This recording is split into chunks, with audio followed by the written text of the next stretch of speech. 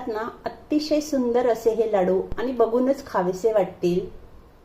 Hello friends, स्वागत आहे आपल्या सर्वांचं माझ्या किचनमध्ये।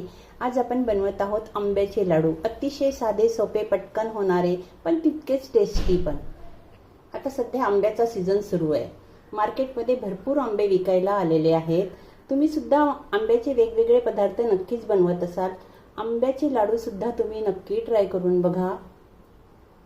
आणि विशेष म्हणजे हे लाडू तुम्ही एकदा बनवून ठेवा आणि फ्रीजमध्ये ठेवा। 1 महिना तुम्ही आरामात वापरू शकता। आंब्याचा सीझन गेल्यावर सुद्धा तुम्ही हे लाडू एन्जॉय करू शकता। ज्यांनी याआधी कधीच हे लाडू बनवले नसतील ते सुद्धा पहिल्याच प्रयत्नामध्ये हे लाडू अगदी परफेक्ट बनवू शकतील, याची मात्र मी गॅरंटी देते। रेसिपीला सुरुवात करूया।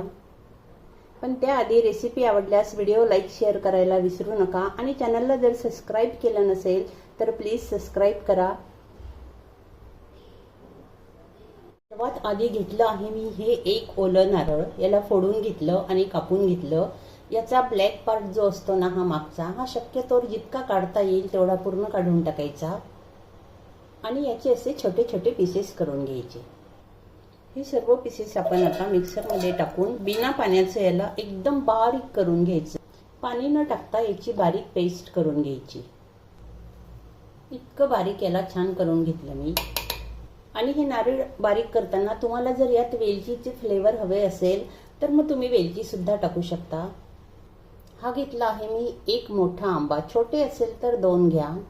याचा पण आता आपल्याला मिक्सरमधून पल्प तयार करून घ्यायचा आहे। याचे मी आता पीसेस करून घेते, किंवा तुम्ही असा सुद्धा पल्प काढू शकता। वरची साल काढून टाका आणि नंतर पल्प काढा।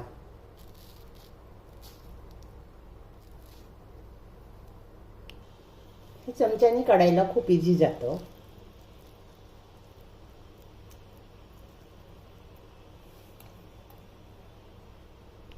हा पल्प पण आता मिक्सरमधून आपण फिरवून घ्यायचा। गॅसवर कढई तापायला ठेवली मी। त्यात टाकते मी 1 चम्मच साजूक तूप आणि हे बारीक केलेलं ओलं नारळ यामध्ये टाकून द्यायचं। याला थोडंसं आता भाजून घ्यायचं। तसं तुम्ही इथे सुकं खोबरं सुद्धा वापरू शकता, डेसिकेट कोकोनट, पण ओल्या नारळाची टेस्ट ही वेगळीच येते लाडूला। याला थोडं भाजून घ्यायचं। किंचित याला सुकं होऊ द्यायचं। मीडियम फ्लेमवर 3-4 मिनिट भाजून घ्या।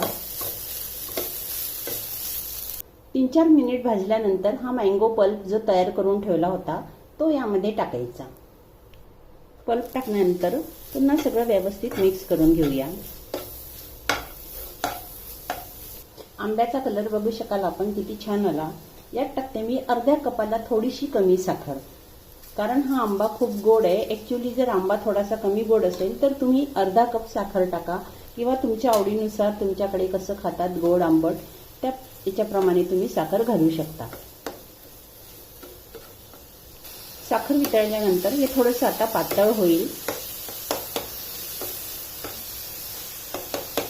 यामध्ये टाकते मी अजून 1 चम्मच तूप।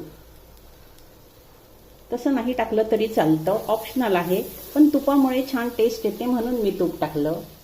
स्पॅच्युलामुळे काय होतं, व्यवस्थित हलवता येतं, म्हणून मी आता स्पॅच्युला घेतला। ही घेतली आहे मी अर्धी वाटी मिल्क पावडर। मिल्क पावडरमुळे खूप छान टेस्ट येते। तुम्हाला मिल्क पावडर नसेल वापरायची तर तुम्ही इथे थोडा 100 ग्रॅम खवा सुद्धा वापरू शकता। मिल्क पावडर पण व्यवस्थित मिक्स करून घ्या। आणि हे आता आपल्याला एवढं शिजवायचं आहे की जेव्हा हे कढईपासून सेपरेट होईल तोपर्यंत आपल्याला हे शिजवून घ्यायचं। मिल्क पावडरच्या गिठोळ्या नाही झाल्या पाहिजे। व्यवस्थित मिक्स करून घ्या मिल्क पावडरला।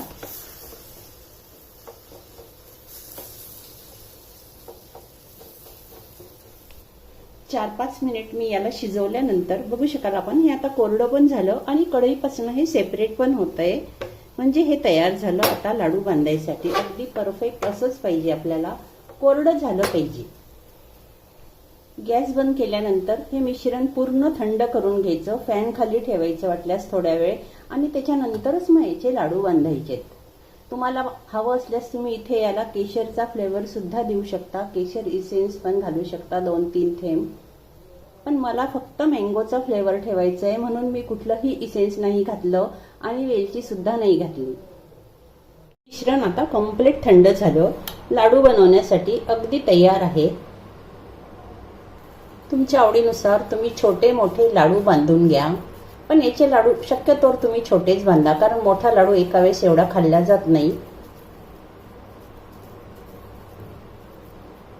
हे मिश्रण थंड झाल्यावर का लाडू बांधायचे म्हटलं मी, कारण काय होतं, आपण जर गरम याच्यामध्ये लाडू बांधले तर लाडूचा आकार चेंज होतो, आणि जर थंड झाल्यावर लाडू बांधले तर हा आकार जशाला तसा राहतो.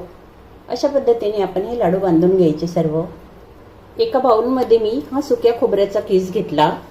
त्याला थोडंसं आपण लाडूला लावून घ्यायचं आहे. हे ऑप्शनल आहे, तुम्हाला जर असं नसेल करायचं तर तुम्ही लाडू प्लेन सुद्धा ठेवू शकता. आणि असं केल्यामुळे काय होतं, लाडू दिसायला पण खूप छान दिसतो.